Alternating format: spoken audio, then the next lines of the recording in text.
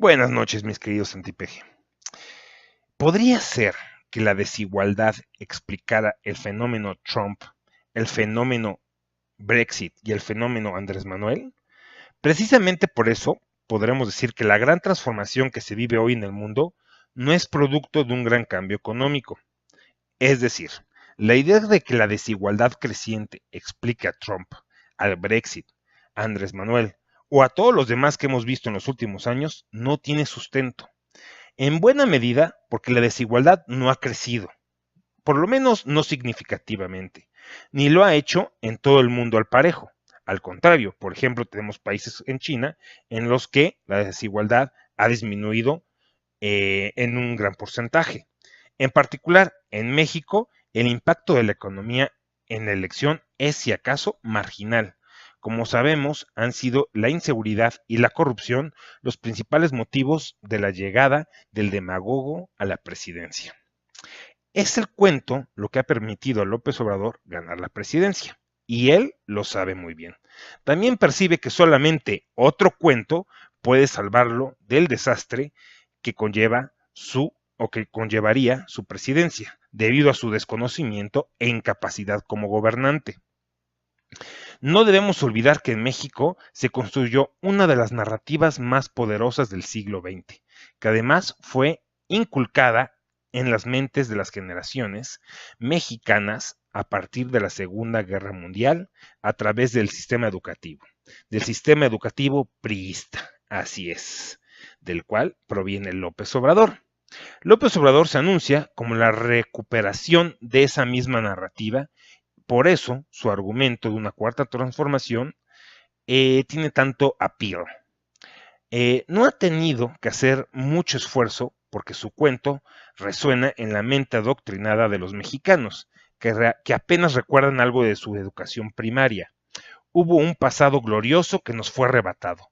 Primero por los conquistadores, y de ahí la primera transformación, que fue la independencia, que buscaba recuperar ese gran pasado. Después, por los conservadores, y por eso la segunda transformación, la guerra de reforma. Muy pronto, por Porfirio Díaz, y de ahí la tercera transformación, la Revolución Mexicana. Y recientemente, por los neoliberales, y por ello, el mismo Andrés Manuel encarna a la cuarta transformación. Esa malvada élite neoliberal es la culpable de las malas políticas económicas que nos han llevado a la bancarrota, dijo Andrés Manuel el domingo. Y serán culpables si acaso ocurre una nueva crisis económica. Sí, aún estando él en el poder, ellos serán los culpables si vuelve a ocurrir una crisis económica. Específicamente, dijo Andrés Manuel, el Banco de México. El Banco de México, así es, el Banco de México, que tiene una de las mejores reputaciones y opiniones a nivel internacional, pues ahora será el nuevo culpable del fracaso económico que provenga de la administración de López Obrador. Ya son desde hoy los responsables de la inseguridad y violencia, que dijo ayer mismo proviene del intento de legitimación del usurpador Calderón, que impidió en el 2006 el inicio de esta cuarta transformación que hoy por fin ya tenemos. Entonces, pues, el Banco de México es el responsable de las futuras crisis económicas, y Calderón es y seguirá siendo para Andrés Manuel el culpable de la crisis de violencia e inseguridad que sufre el país. Pues mientras tanto, Andrés Manuel parece que sigue en campaña con esta narrativa. Esto es populismo electoral, aun cuando ya ganó las elecciones, que se transforma fácilmente en populismo político, conforme se destruye las instituciones para establecer un contacto directo entre el líder, el dictador, y el pueblo. Y si hay alguien experto en destruir instituciones en México, es Andrés Manuel López Obrador. Así que la narrativa, pues, lo que no supieron hacer los últimos 4 gobiernos, cabe reconocer que Salinas sí inició o trató de iniciar una narrativa muy al estilo priista revolucionario, con un nuevo cuento, pero no pudo culminarla antes de que acabara su sexenio. El gran o el muy grave error de estos técnicos en el poder, hablando de Zedillo, Fox, Calderón y Peña Nieto fue ignorar la importancia de contar con un cuento creíble, capaz de sustituir la narrativa nacionalista revolucionaria. López Obrador no va a cometer ese error. Estamos avisados. Es muy posible que no tenga idea de cómo gobernar. Que según yo y según mi opinión, no tiene idea de cómo gobernar, pero sin duda tiene una clara idea de cómo hacerse con el poder y cómo usarlo. Y en eso está actualmente.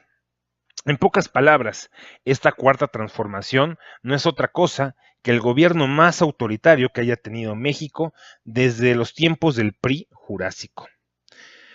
¿Cómo puede durar solo un sexenio o puede durar más?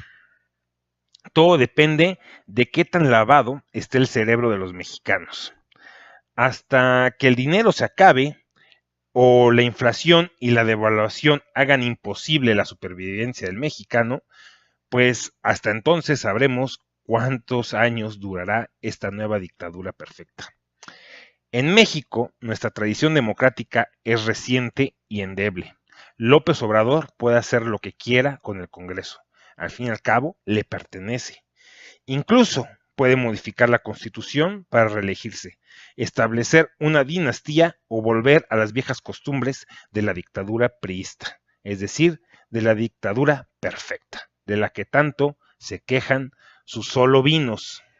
Así que, pues mexicanos, prepárense porque este fenómeno mundial ya llegó a México, se llama Andrés Manuel López Obrador, en Estados Unidos se llama Trump, solamente que allá sí tienen instituciones y tienen un poder de libertad de expresión con el cual nosotros no contamos y tienen instituciones con las cuales que nosotros contábamos con esas instituciones, pero personas como Andrés Manuel se encargaron de debilitarlas a tal punto que ya no tienen credibilidad.